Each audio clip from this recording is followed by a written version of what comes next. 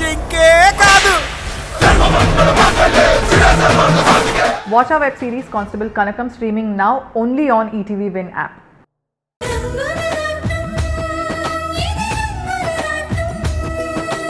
చూడండి, డబ్బు ఎంత ముఖ్యమో ఫ్యామిలీతో స్పెండ్ చేసే టైం కూడా అంతకంటే ముఖ్యం.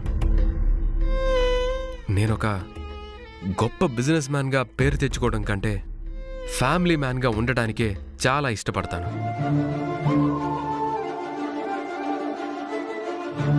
సెల్ఫ్ డిసిప్లిన్ అనేది నాకే కాదు, అందరికీ అవసరం.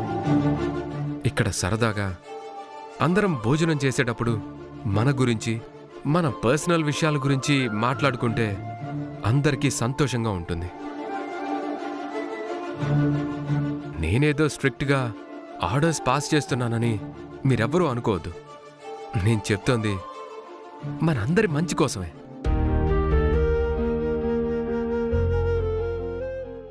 ఏటి బాబు అందరూ అట్టా చూస్తున్నారేటి? రాంబాబు గారు ఏం చెప్పినారో గుర్తుకు రావట్లేదేటి? రూల్ అంటే రూలే, మరి అందరూ పాటించాల్సిందే. లేకపోతే రాంబాబు గారికి మా చెడ్డ కోపం వచ్చేస్తుంది కాదేటి?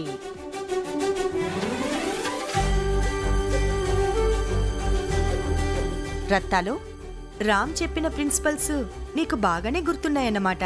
ఓలమ్మోలమ్మో, మీలాగా నేనెట్ట మర్చిపోతానేటి? అదేదో పంచసూత్ర ప్రణాళికలాగా రాంబాబు గారు 5 ముఖ్యమైన సూత్రాలు చెప్పినారు కాదేటి?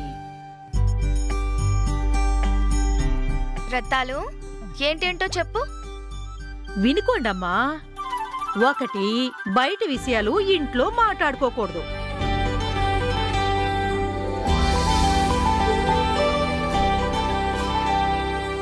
2, వారానికి ఒక్కసారైనా ఇంట్లో అందరూ కలిసి సరదాగా కబుర్లు చెప్పుకుంటూ రోజంతా ఇంట్లోనే ఉండాలా. ఇక 3, మంచి చెడ్డ మాట్లాడుకునేటప్పుడు అందరూ కలిసి ఐకమత్యంగా ఉండాలా.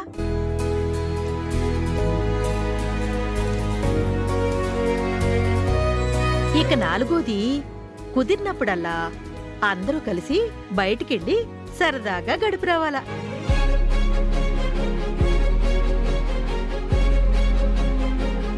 5, అతి ముఖ్యమైనది ఏంటంటే, మా శ్రీకాకుళం భాషలో చెప్పాలంటే రేత్రి 10 అయ్యేదాకా ఎవ్వరూ ఇంటికి రావడానికి లేదు.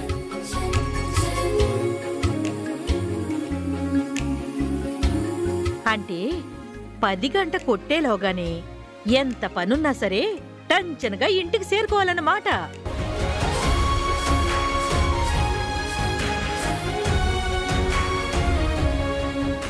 అట్టా జరగలేదో మా సింహాద్రి అప్పన్నలాగా రాంబాబు గారు కూడా కోపంతో ఇందాకన్నారే అట్టా గయ్యమంటారు మరి. అనయ్య, నీ రూల్స్ని నేనెప్పుడూ ఫాలో అవుతూనే ఉన్నాను. నేనెప్పుడూ బ్రేక్ చేయలేదు. అనయ్య, నేను కొంచెం బయట తిరిగినా గానీ రాత్రి 10 తప్పకుండా వచ్చేస్తున్నానులే. నేనేమో అసలు బయటకే వెళ్ళను. అలాగేరా. సారీ. ఇక మీదట బిజినెస్ గురించి ఇంట్లో మాట్లాడం. నాది కూడా అదే మాట. ఇప్పటికైనా కాస్త నవ్వారా? నా మాటలు మీకు కొంచెం హార్ష్గా అనిపించవచ్చు, బట్ ఇదే పద్ధతి కంటిన్యూ కావాలి. ఓకే?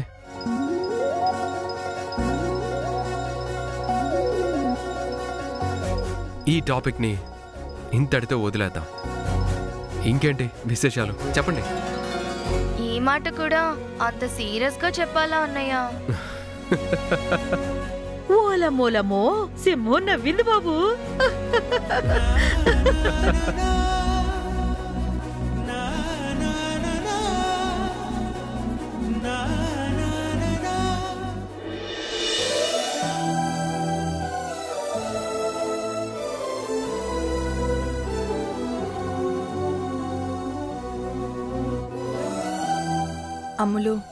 అమ్ములు, ఎందుకే అంత బాధపడుతున్నావు? బాలు అన్నయ్య అమెరికాలో ఉండిపోవడానికి వెళ్ళడం లేదు కదా, చదువుకోవడానికి వెళ్తున్నాడు. మళ్ళీ తిరిగొచ్చేస్తాడు కదా. ఏ ఆ చదువులు మన దేశంలో లేవా? అంత దూరం వెళ్ళిపోవాలా? అమ్ములు, బాలు అన్నయ్య అంటే నీకెంత అభిమానమో మా అందరికీ తెలుసు కదా. ఇదంతా వాడి ఫ్యూచర్ కోసమేగా. అలా చెప్పమ్మా. పెద్దవాళ్ళు పిల్లల్ని విదేశాలకు పంపిస్తున్నారంటే వాళ్ళ మీద బెంగలేక కాదమ్మా, పిల్లలు బాగా చదువుకోవాలని, ఉన్నతమైన స్థానంలో ఉండాలని.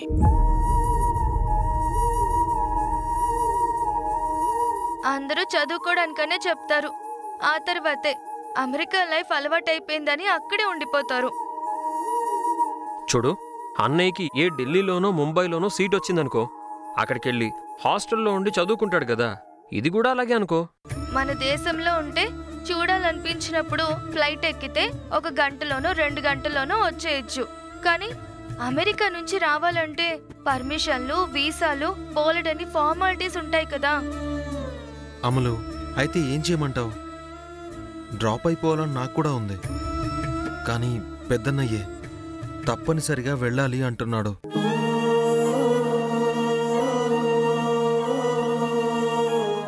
వెళ్లాల్సిందే అని చెప్పింది మా కోసం కాదు, నీ కోసం. నీ లైఫ్ నీ చేతుల్లో ఉంది.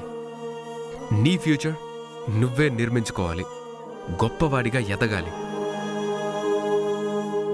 ఫలానా వాళ్ళ అబ్బాయి బాలు ఎంత గొప్ప చదువులు చదివాడో అని మంచి పేరు తెచ్చుకొని ఇక్కడికి తిరిగి రావాలి.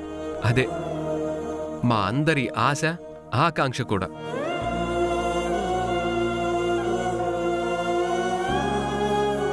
ఇందాక డైనింగ్ టేబుల్ దగ్గర ఏమన్నావు? అందరూ ఇంట్లో కలిసే ఉండాలి, ఐకమత్యంగా ఉండాలి, ఒకరి కష్ట సుఖాలు ఒకరు చెప్పుకోవాలి అన్నావు. మరిప్పుడు నా మాట మీరెవ్వరూ వినట్లేదు.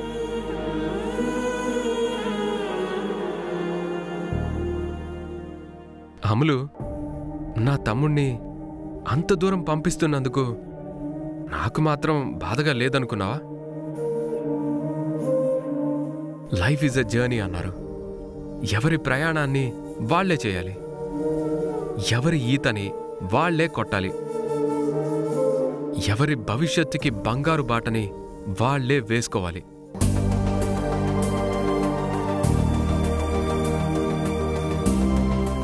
చిన్నప్పుడు పసివాడు పడిపోతాడేమోనని నడవనీయకుండా ఉంటే నడకనేది వస్తుందా? చదువు కూడా అంతే. దగ్గరే ఉండాలి అనుకుంటే గొప్పగా చదవడం, గొప్ప గొప్ప అవకాశాలు పొందడం సాధ్యం కానే కాదు.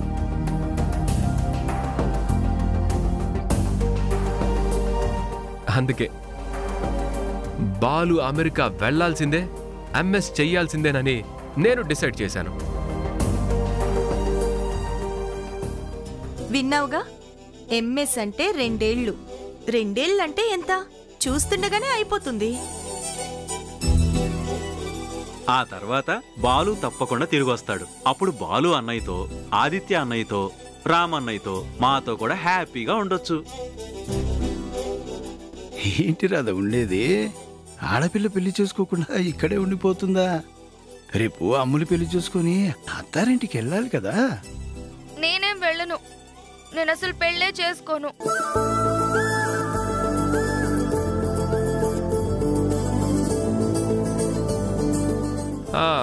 ఓకే ఓకే, నాకు అర్థమైంది.